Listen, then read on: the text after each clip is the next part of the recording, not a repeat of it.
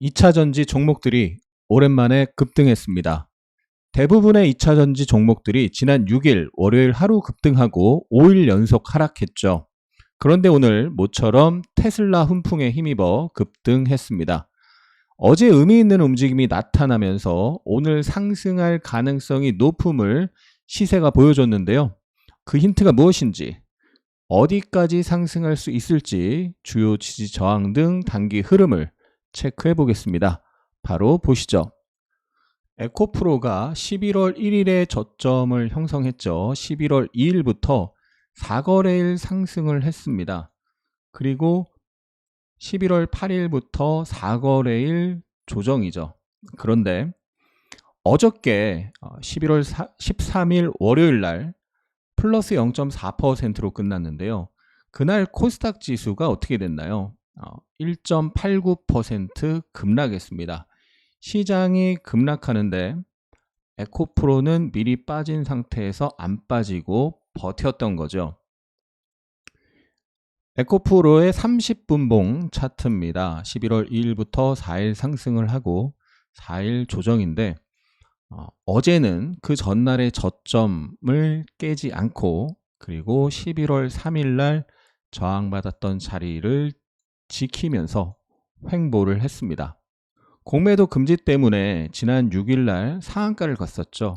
공매도 금지 때문에 단기적으로 과하게 올라갔었고요. 결국 이 급등을 하고 급등에 대한 조정으로 단기적으로는 볼 수가 있습니다. 공매도를 생각하지 않고 공매도를 무시하고 본다면 일봉상 많이 빠진 상태에서 낙폭 과대 상태죠. 지지 영역에서 단기 상승이 나오고 21선 우하향 중에 올라갔기 때문에, 그리고 앞에 매물이 많기 때문에 상승에 대한 조정이 나오는 것이 자연스럽습니다. 그런데 오늘 21선 위에서 마감을 했고요. 5일선 위에서 마감을 했습니다.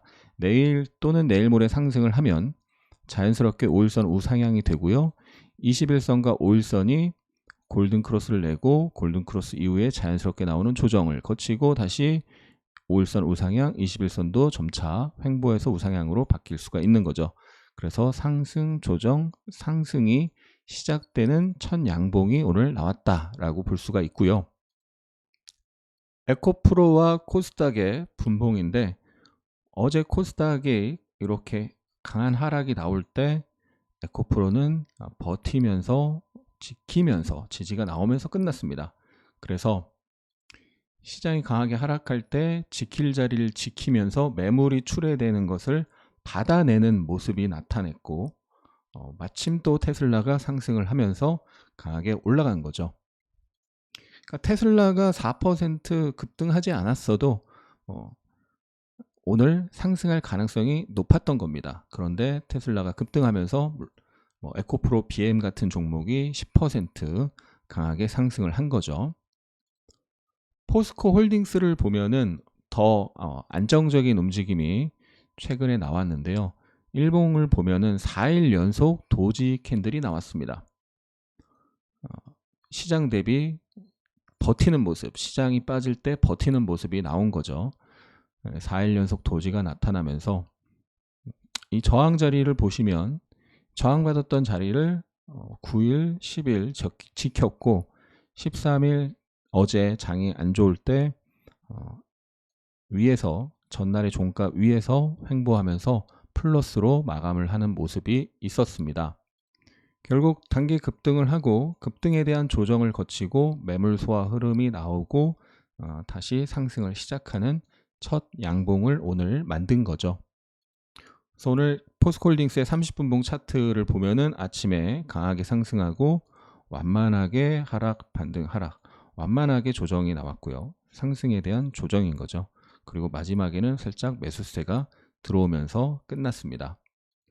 포스코 일봉 차트로 다시 돌아와서 강한 상승을 하고 저항에서 부딪히고 상승에 대한 눌림이 나왔는데 21선을 지키면서 5일선이 우상향 되는 그런 5일선 터닝 양봉, 21선 위에서 5일선 터닝 양봉이 나오면서 상승 조정을 거치고 다시 한번 상승을 할 수 있는 그런 흐름을 만든 거죠.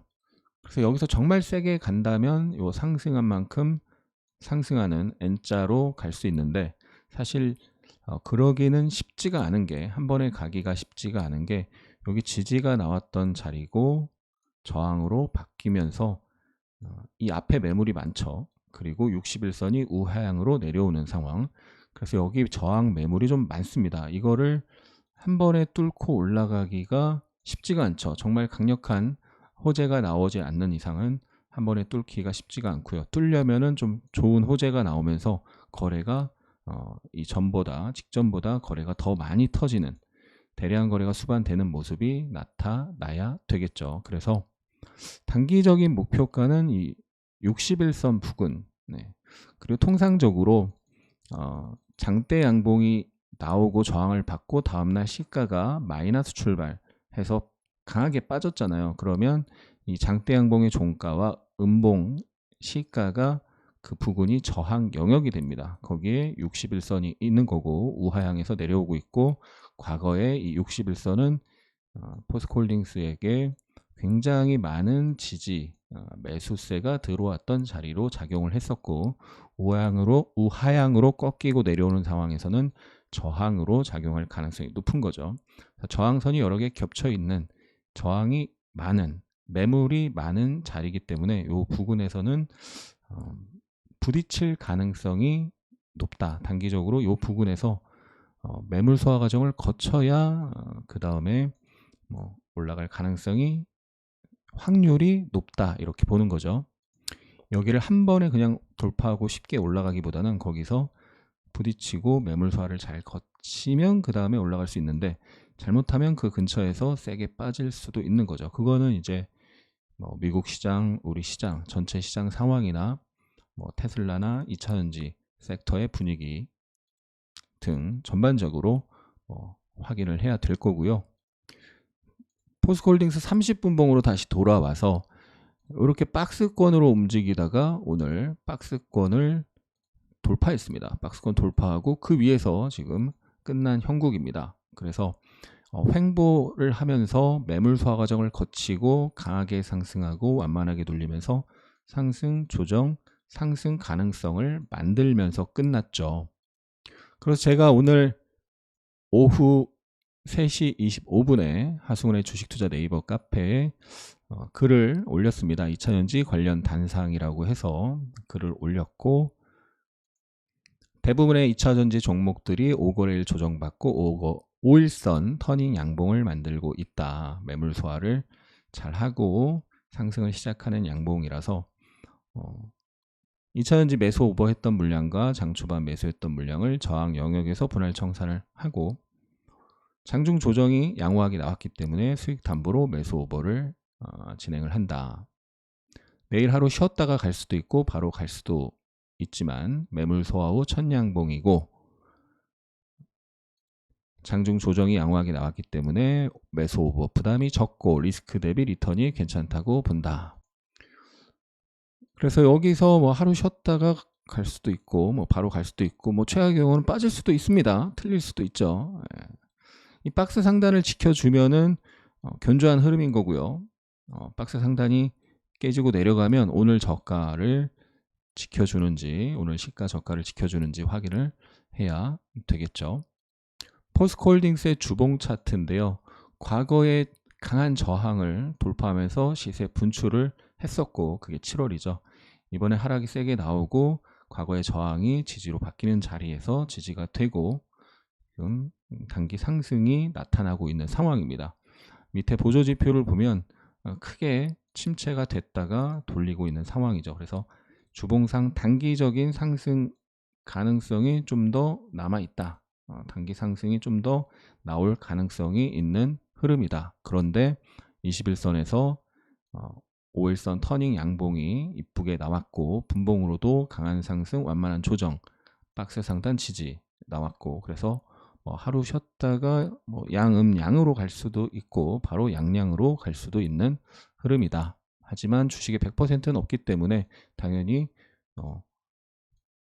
오늘 밤에 미국 CPI 발표가 있는데 시장 상황에 따라서 빠질 수도 있는 거죠. 그래서 오늘 오전에 올라갈 때 어제 매수 오버했던 물량 상당 부분을 분할로 청산을 하고, 왜? 저항 영역이니까요. 네, 저항이니까 여기가 지지가 됐었고 저항으로 바뀌는 자리였고, 그런 저항 자리이기 때문에 그런 자리에서 이렇게 오늘 부딪히는 모습이 나왔죠. 그러니까 분할 청산을 하는 거고요. 반등 하락이 나왔는데 하락이 완만해지면서 지지가 나오고 들어올리면서 끝났기 때문에 또 수익을 담보로 매수 오버할 수 있는 겁니다. 에코프로의 주봉 차트입니다. 올해 2월 7일에 사상 최고가를 돌파하면서 크게 상승, 조정, 상승이 나오고 위에서 쌍봉을 만들고 큰 하락이 나왔죠. 그리고 지금 주봉상 반등이 진행 중입니다. 단기 상승이 조금 더 나타날 가능성이 있는 거죠. 무조건 올라간다가 아니라 단기 상승이 좀 더 나타날 가능성이 있다. 매수세 우위 구간이라는 거죠. 그런 상태에서 강한 상승 조정을 거치고 21선을 지키는 양봉이 나오고 5일선을 회복을 했습니다. 5일선이 어떻게 되냐면 이 빨간색 5일선이 상승, 조정, 상승으로 갈 가능성이 만들어진 거죠.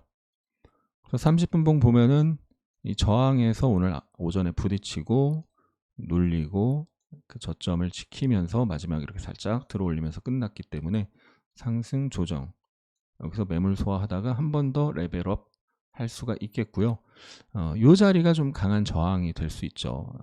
11월 8일 날 아침에 지지가 나왔었고 거기가 강하게 깨지고 나서 저항으로 좀 바뀌었습니다. 대략 79만 원 언저리가 되는데요. 그래서 오늘 고점 74만 8천 원, 그리고 그 다음 79만 원, 그 다음 강한 저항은 이 자리죠.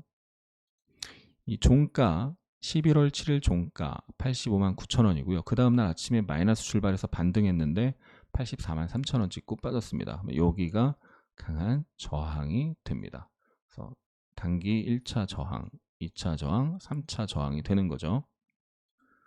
그래서 에코프로 주봉이나 일봉, 분봉을 봤을 때 이 단기 바닥을 11월 1일, 2일에 찍었고 상승, 조정, 상승의 힘이 남아있는 상황이고, 그런 상태에서 이 강했던 상승의 힘 한 번 더 나올 가능성이 있다. 그래서 1차, 2차, 3차, 3차 저항 언저리까지 매물 소화 과정을 거치면서 상승, 조정, 상승, 조정, 매물 소화 과정을 거치면서 3차 저항 언저리까지 갈 가능성을 좀 보고 있습니다. 물론 중간중간 저항에서 대응을 해줄 거고, 상황이 바뀌면 또 그 흐름에 맞게 예측도 달라지고 대응도 달라질 수 있습니다.